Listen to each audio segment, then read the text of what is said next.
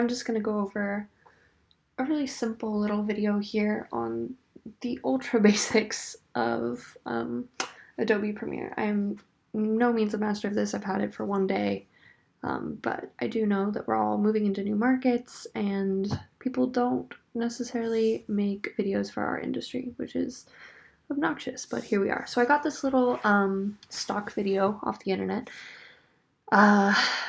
and I'm just going to go over some basic face blur and just micro editing tips, nothing too crazy. So what we're going to start with here, if you watch the video, it's just a girl hanging out with her friends, nothing crazy. And I have this zoomed in pretty tight on the timeline, which is why it was flicking through like that. So we're going to focus on her for blurring her face out. And if you noticed at the beginning there, she does a little twirl. So the reason I chose this video is because maybe you will have a part of your video that you want to blur and another part that you do not.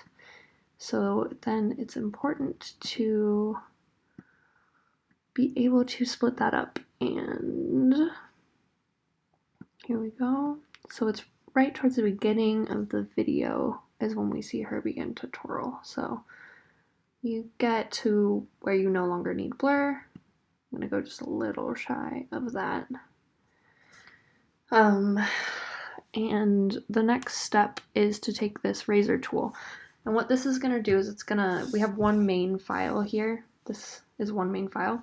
And now we can break this file into pieces. And that's important for when you only wanna edit certain parts of the video. So we're going to line up with the line, and if you need to be really precise, which a lot of times you will, you can zoom in nice and tight and click. Now you have clipped it.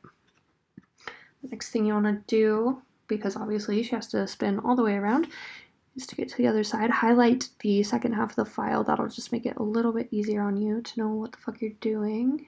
I wonder if I'm allowed to cuss on YouTube. And then let's see where we get to that we feel comfortable with. Let's say there. There we're comfortable with. Once again, grab that razor tool, get lined up right on the line. Ta-da! So now we know exactly which part of the video will not need blur, so we can focus on the rest. So we're going to go back and click our mouse again. So here's our mouse, here's our razor tool. That's all I'm really going to focus on for this. So the next thing that we want to do is we're here in this first part of the video, and now we want to make her anonymous. So what are we going to do? We're going to go over here to effects, we're going to go to video effects, blur and sharpen, and in Photoshop I normally use Gaussian blur, so it's what I'm going to use here, but I'm sure you can play around a little bit and find what works best for you. We're just going to drag that onto the video, drop it in, and as you can see, nothing has happened. So what you need to pay attention to is up here is where we're going to be working with this specific clip. This is everything that's going on within it and everything that we can tweak right here under video. So blurriness is what we need to pay attention to right now. And this is entirely up to you. So 55 is generally about what I like, but you might want 90. Or more, and you can kind of play around and find what you are comfortable with. Alright, so the next thing that you're going to want to do is you can do a draw, a free draw, a geometric shape, or an organic shape.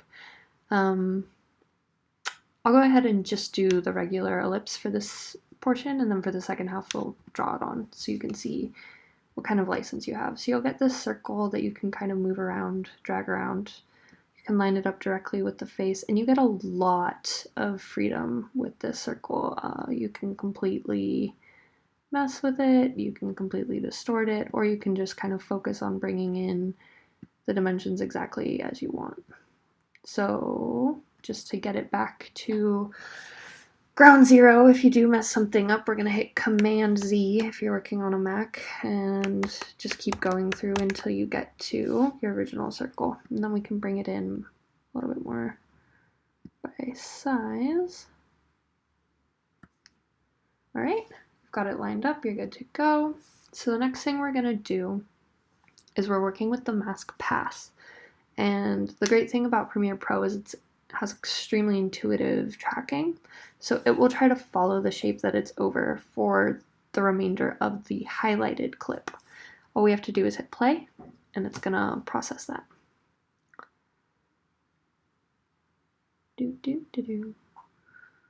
And see, it ends right there on her nose. Good to go. So now let's go ahead and see what that looks like and make sure we're happy with it. Fantastic. All right, so now we need to work on the second half of the video after the little spin there. Now we have our clip selected, ready to go. We're gonna go ahead and drag the Gaussian blur back in.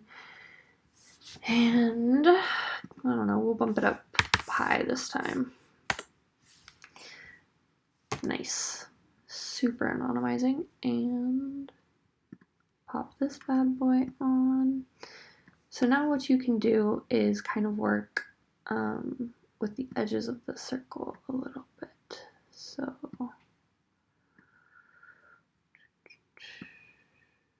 no, just try to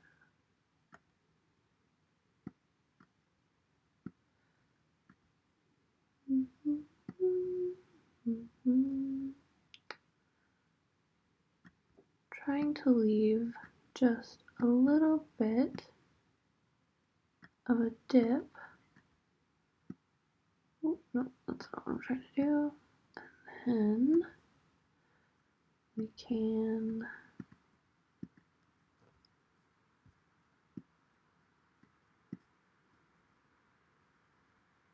shrink this down.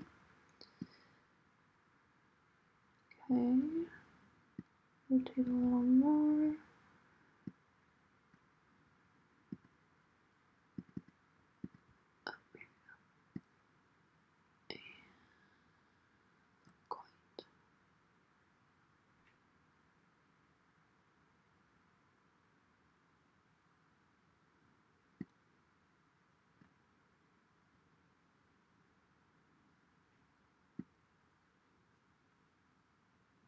Okay, that's essentially the shape I'm going for. So if you're the type where you want to show your mouth, but you find your nose is extremely distinctive, you could create this kind of shape where you're going to cover the arc of your face, your cheekbones, cover your nose, but maybe you're talking and you like to show your mouth, or whatever it might be. Maybe you need to move it around a little bit. So you can kind of freehand whenever you get this tool here that looks like a pen tip. This guy here you can use to rotate any which way. And then it's this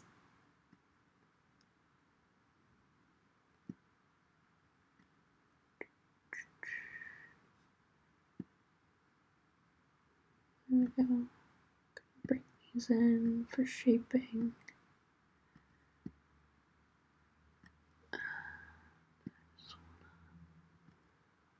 Get a little bit less. There we go.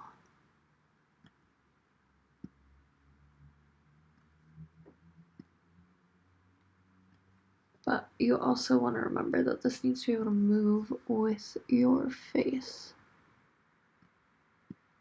There we go. I think that's pretty good. Obviously it dips into the mouth a little bit. Bring it up a little. There we go. Now we can rest it right on the lips there. And I want to just rotate it just a smidge so that we get like right there. Voila. Now once again, we want to get the mask path going. And I'm going to go ahead and hit play. It's going to add this to the whole clip. And you can see I started a little bit into the clip, but it's still going to track it in both directions. So we should end up with a perfect result. All right, and it has taken us to the end of the clip to show us that it is done. So let's see how that went.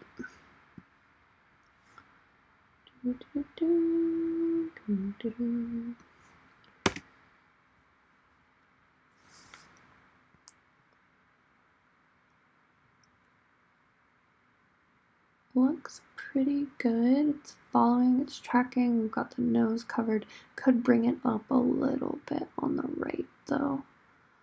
Yeah, so overall that is good. Were you